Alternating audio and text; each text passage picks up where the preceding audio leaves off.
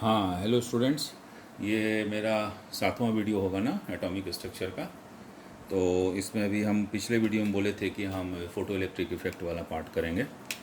तो अभी हम लोग फ़ोटो इलेक्ट्रिक इफ़ेक्ट करेंगे। ठीक है, देखो क्वेश्चन है कि what is photo electric effect. ठीक है, देखो नाम से क्लियर है। फोटो मतलब लाइट होता है, इलेक्ट्रिक मतलब बिजली होता है। लाइट से बिजली पैदा किया गया। आइंस्टीन साहब इसको दिखाए। सॉरी, थोड़ा सा विजिबल होगा अभी। हाँ, अभी विजिबल हो गया है ना। तो फोटो इलेक्ट्रिक इफेक्ट जो होता है वो लाइट से इलेक्ट्रिसिटी होता है। एक मिनट रुको।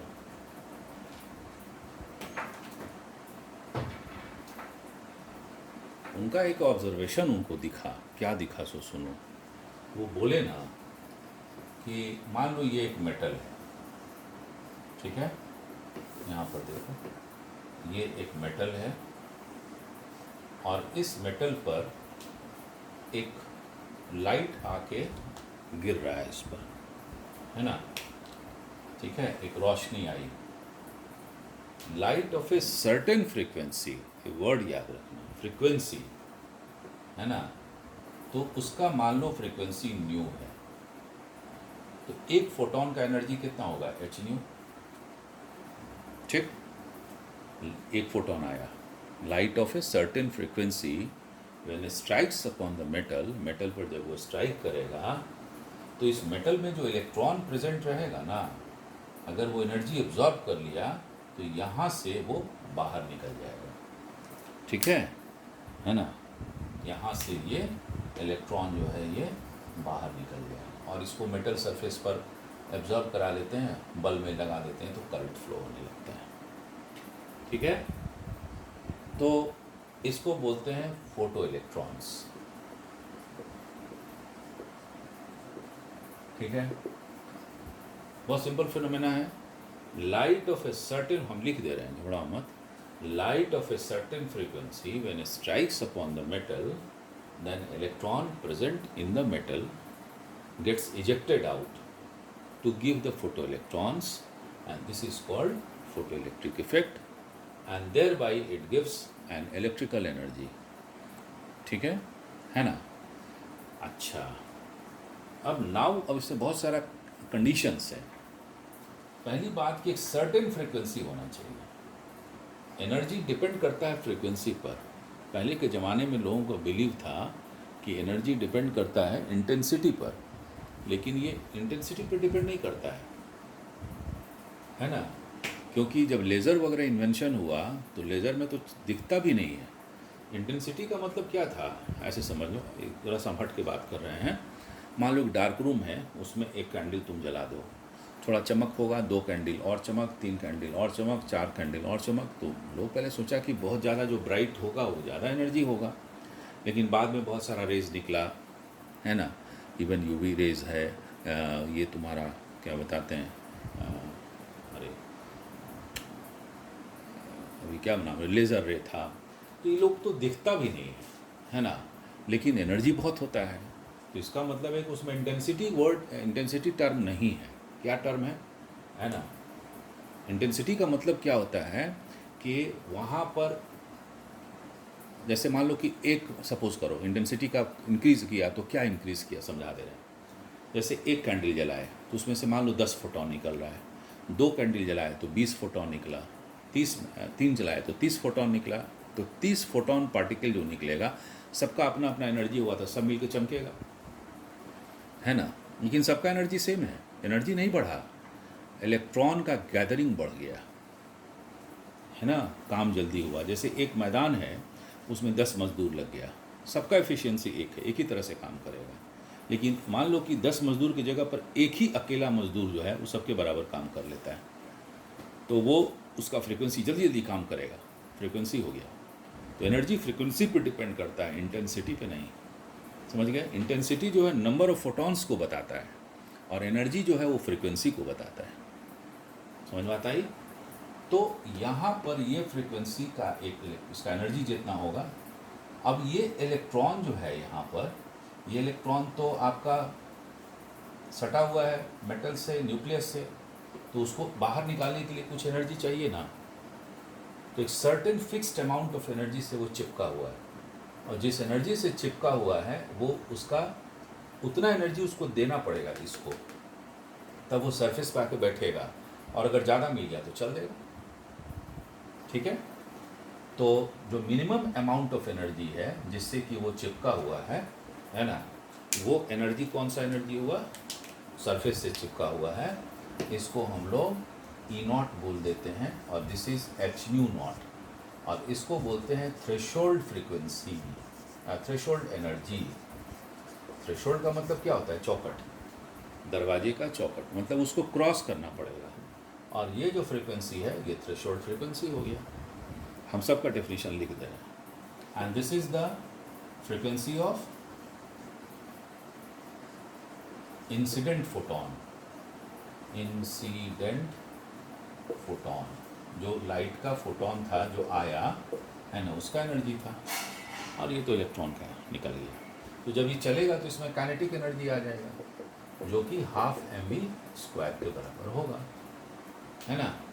तो हमको एक इक्वेशन मिला, मान लो कि ये एनर्जी E है, तो E एनर्जी और ये मिनिमम एनर्जी इसको निकालने के लिए चाहिए, वो E0 है, और ये काइनेटिक एनर्जी है। ये दोनों एनर्जी मिल के इसके बराबर होगा ना, इसके बराबर, क्योंकि जब इस पर टकराया तो यहाँ से एनर्जी जो जितना सटा हुआ था उतना तो देगा ही, और प्लस और भी दे दिया तो चलने लगा, तो दोनों को मिला के इसके बराबर हो गया। तो E बराबर क्या हो गया, H new not plus ½ mv²। Actually यही इक्वेशन है। अब तुमको कॉमन वगैरह लेना है तो ले लो, न्यू माइनस न्यू नॉट बराबर ½ mv²। ठीक है, ये इसका मैथमेटिकल फॉर्म हुआ। अब हम इसको स्टेटमेंट दे रहे हैं, क्या दे रहे हैं, ठीक है, इसको देख लिए, अब हम मिटा रहे हैं इसको, and then we are writing it. ठीक है, अब सुनो,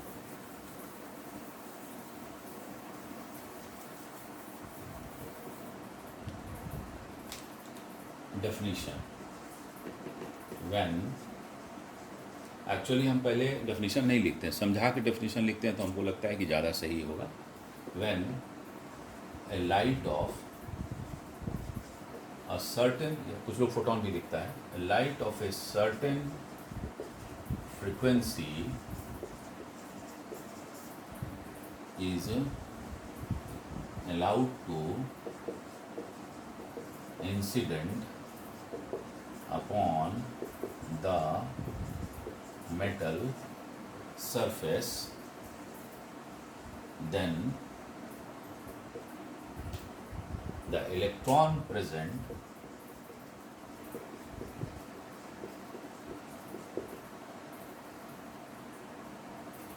surface, then कुछ नहीं लिखना है, then electron, हाँ ठीक है, upon the metal, then electron gets ejected out from the metal to give photoelectrons, to give photoelectrons called, अच्छा हो गया, अच्छा, thereby giving इलेक्ट्रिकल एनर्जी, है ना, इलेक्ट्रिकल एनर्जी प्रोड्यूस करेगा। समझ गए, है ना। तो फॉर्मूला हम लोग क्या निकाले थे, E बराबर E0 प्लस ½ mv², इसको लिखे थे H new not plus ½ mv², ये हो गया। अब हम लोग थ्रेशोल्ड एनर्जी का डेफिनेशन लिखे, ठीक है, चलो उसका भी लिखते हैं। तो थ्रेशोल्ड एनर्जी का डेफिनेशन क्या होता है, सुन, ये है मिनिमम अमाउंट ऑफ एनर्जी, है ना। डेफिनेशन हो गया थ्रेशोल्ड एनर्जी, है ना, इसको क्या बोलेंगे, it is the minimum amount of energy It is the minimum amount of energy needed to eject the electron from metal surface. ठीक है, denoted by E naught and the corresponding frequency, जो उसका frequency होगा उस energy का frequency, corresponding frequency is nu naught. Corresponding to nu naught is called threshold frequency. ठीक है ना, थ्रेशोल्ड फ्रीक्वेंसी. अच्छा, एक बात आपको और बता दें कि थ्रेशोल्ड एनर्जी का एक और नाम है, इसको बोलते हैं वर्क फंक्शन. ठीक है, तो कहीं कहीं दिया रहेगा वर्क फंक्शन. तो वर्क फंक्शन का मतलब समझना कौन चीज़ कि ये थ्रेशोल्ड एनर्जी बोल रहा है, कुछ नहीं बोल रहा है. यहाँ तक पॉइंट क्लियर है. अब आपको एक बात बताते हैं, इसका एक इम्पॉर्टेंट पॉइंट. अगर मान लो कि लाइट का हम इंटेंसिटी बढ़ा दें, अभी हम क्या बोले, इंटेंसिटी बढ़ाए तो तुम फोटोन बढ़ाए. फोटोन बढ़ाए तो क्या होगा, नंबर ऑफ इजेक्टेड इलेक्ट्रॉन बढ़ जाएगा. कैसे बढ़ेगा देखो, ये काफ़ी important point, this is highly important. सुनो, इसमें क्या होता है, इसमें ये होता है जैसे कि क्या किया हम लोग, एक लाइट लाए और यहाँ से इलेक्ट्रॉन निकल गया. तो मान लो ये एक फोटोन था, सपोज करो, तो एक फोटोन यहाँ जो इलेक्ट्रॉन था, एक इलेक्ट्रॉन को निकाला. अब तुम बहुत सारा फोटोन, इंटेंसिटी बढ़ा रहे हो, इसका मतलब क्या है, फोटॉन्स की संख्या बढ़ा रहे हो. तो 5 फोटॉन, तो 5 फोटॉन क्या करेगा, 5 इलेक्ट्रॉन को निकालेगा, तो नंबर ऑफ इलेक्ट्रॉन्स बढ़ जाएगा ना. एनर्जी थोड़े बढ़ा, तो हम बता चुके हैं एनर्जी नहीं बढ़ा, नंबर ऑफ इलेक्ट्रॉन्स बढ़ गया, क्योंकि सबका एनर्जी तो सेम है, फ्रीक्वेंसी सेम है सबका, तो 5 ही इलेक्ट्रॉन निकलेगा. ठीक है, तो यू डोंट थिंक दैट कि अगर हम इंटेंसिटी बढ़ा देंगे तो यहाँ से काइनेटिक एनर्जी बढ़ जाएगा. नहीं, काइनेटिक एनर्जी और थ्रेशोल्ड वो सब फिक्स रहेगा. Number of electrons increases, right.